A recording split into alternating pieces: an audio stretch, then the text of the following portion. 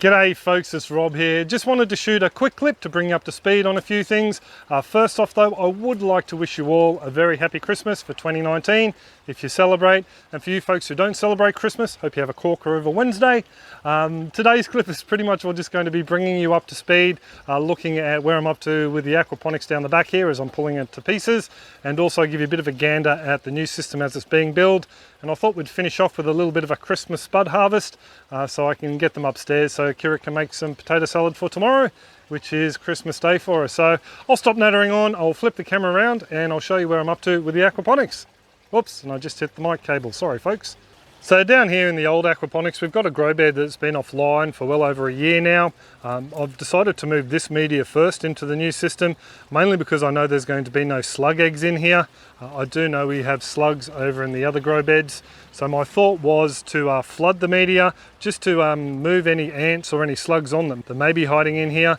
I did notice that there were no slugs, nothing crawled to the surface. There were a load of slaters or pill bugs though, so they've all been moved on just by raising the water level in the bed. And then I can get down here and give it a bit of a swish around down the bottom and dig down deep. Oh, there's a few little bits of solids down there, but not a lot. I can wash the media off and move it along. The easiest way to flood a grow bed to do this, by the way, is just to add a extended pipe in your drain pipe, and that'll allow you to bring the water level all the way up. So I'm going to need more than the media from this bed for the big black one that Danny dropped off. So I'm going to be washing the media from this barrel, there's that yellow barrel and the one down the bottom, in this bed once I've emptied it out, and that will go up in there as well and hopefully fill up the black container. I'll just take you around and show you what I've done up here. I've pretty much taken the fish tanks off, and I've also salvaged some sleepers that the fish tanks were sitting on to make them level. The drain pipe here is unplugged, and just in here I'll show you the radial flow filter. These are just the hoses running from the pump. I've just got them up there out of the way. The radial flow filter is pretty much well offline. There, now you can see it. I need to empty out the remaining solids and water down in there so they don't get too manky. The reason I haven't done anything yet is I have a pipe coming through just there from the moving bed bioreactor, and I don't really want to have to try and get it, take this drum out and maybe disturb the pipe work in there and cause this to leak, because this is still running. I've just got a bit of section of pipe there, 45-degree angle so no water runs through to the radial flow. The reason it's still running is I've got no small volume pumps left. I've only got the large one that's in the system here. So I have it running into the moving bed bioreactor, and it's also running into the grow beds. Now the plan is to eventually take all the media out of this grow bed here, take the water out, transfer it up into the new fish tank, and move this whole sump arrangement up there for the new system, and it will be the sump for the new system. And these grow beds here, I'm going to have to solarize the clay, I think, to kill off any slug eggs after I wash it out, wash all the solids out before I can put it into any other grow beds. So yeah, just something I want to do just to, you know, make sure that I don't introduce pest into the new system. And by the way, I still need to remove the plants from here. And I was thinking that'd be a perfect job for Christmas afternoon. Maybe take a few more cuttings to make sure that I can keep the Brazilian spinach and the Okinawan spinach and the hoenok and bits and pieces. So we have some plants to add to the system later on. Before we go up and show you the new system, I'll give you a bit of a look at the backyard. We got up to a bit on the weekend, last weekend just passed. Bianca and I took out the beds from here, and we've leveled off the ground a little bit. We've taken down the hoop house as well.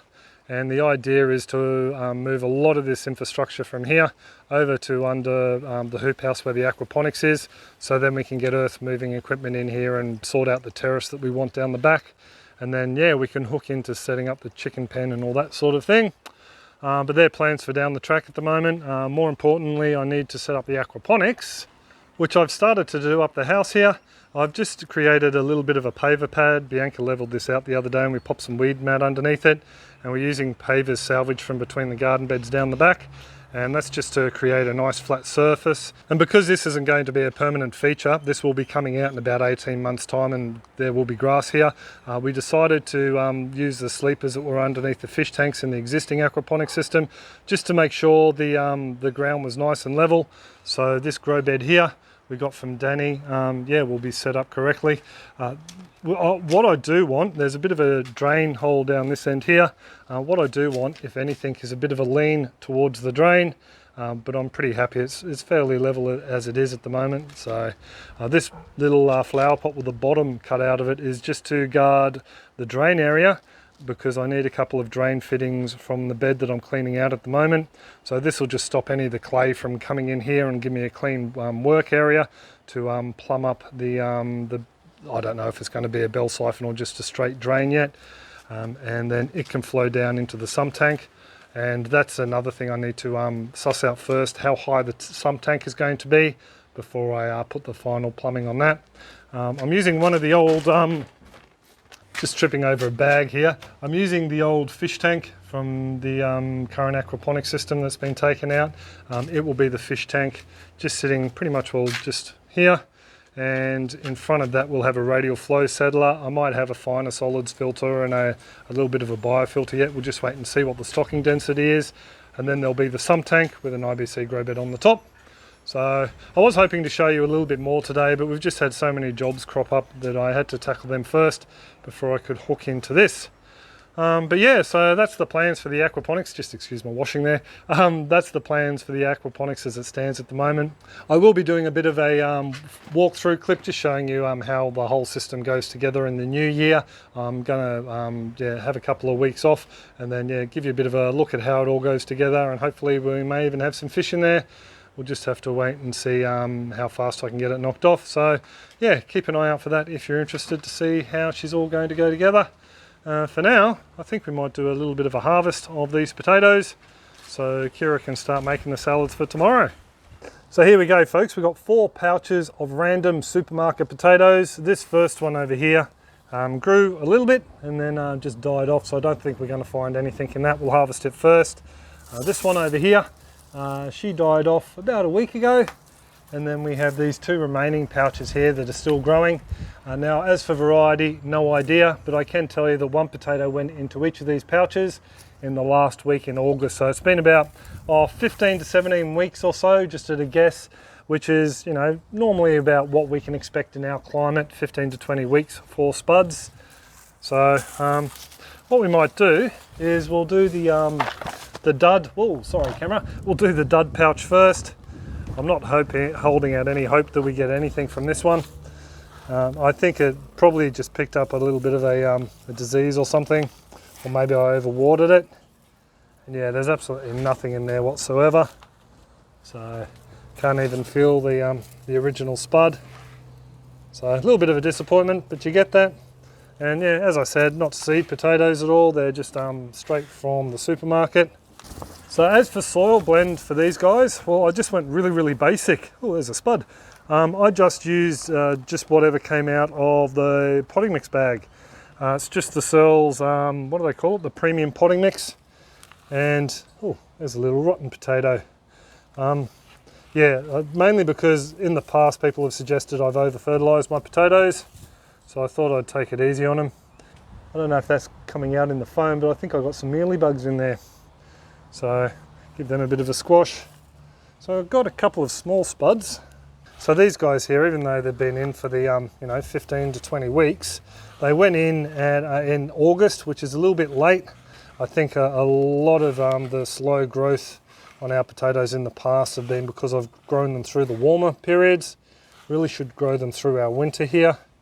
I just noticed that one I threw in is a little bit manky. Oh yeah, I know. That looks all right. I thought it was a little bit rotten on the outside. I keep pulling the camera with my mic cord. Sorry folks. On to pouch number 3. I'm not going to weigh individual harvests either, by the way.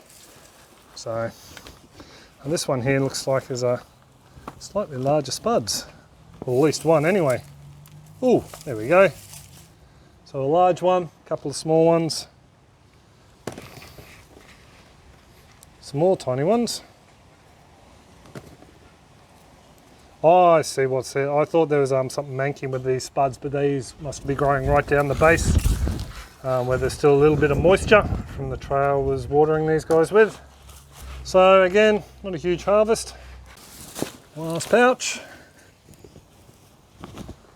And Wait, that's the biggest one we've had so far. Oh, some more nice ones down in there. Oh no. This one's got a little bit of, well, it's not soft, but a bit of disease or something on it. Hopefully it'll cut off and we can still use the spud. Well, this plant actually looks like it did the best out of all of them. A couple of small ones. Just go through the soil. I don't think there's any there. Most of them look like they were attached to the plant. I'd say that's pretty much all it. So there you go, folks. Definitely not a bumper harvest at all. We've got this one manky one there, but I'm pretty sure that'll cut off and she'll be all right. So yeah, as I said before, they're just an unknown supermarket variety.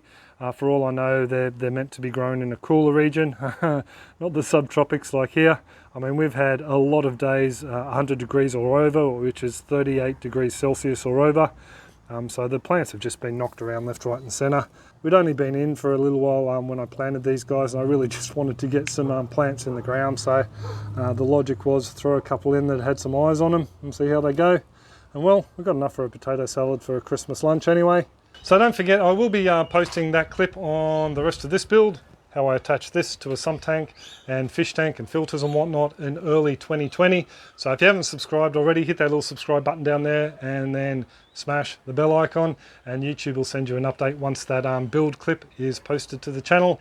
Hopefully there may be fish in there by then. I'm not too sure because I'm going halves with mum and dad for their system, so we'll just have to wait and see. So yeah, I also suppose I should wish you all a very happy 2020. I hope everything goes fantastically well for you all. I'd also like to thank those marvellous supporters who have been coming along and watching the clips all year long and hitting the like button and leaving us comments. Really do appreciate it, folks. Also too, those folks who have subscribed to our Farm Your Own Yard page and also the YouTube membership forum. Thanks for all your support through the year, folks. We really do appreciate it. Also, I'd like to thank the super contributors. You'll find their contact links down in the description below. Be fantastic if you could jump over to their Facebook pages and websites and see what they're all about and show them some love. I'd really appreciate it. But I will pretty much leave it there. Once more, I would like to wish you all a very happy Christmas and prosperous new year. And yeah, I'll catch you in 2020. Cheers, folks. Have a top one.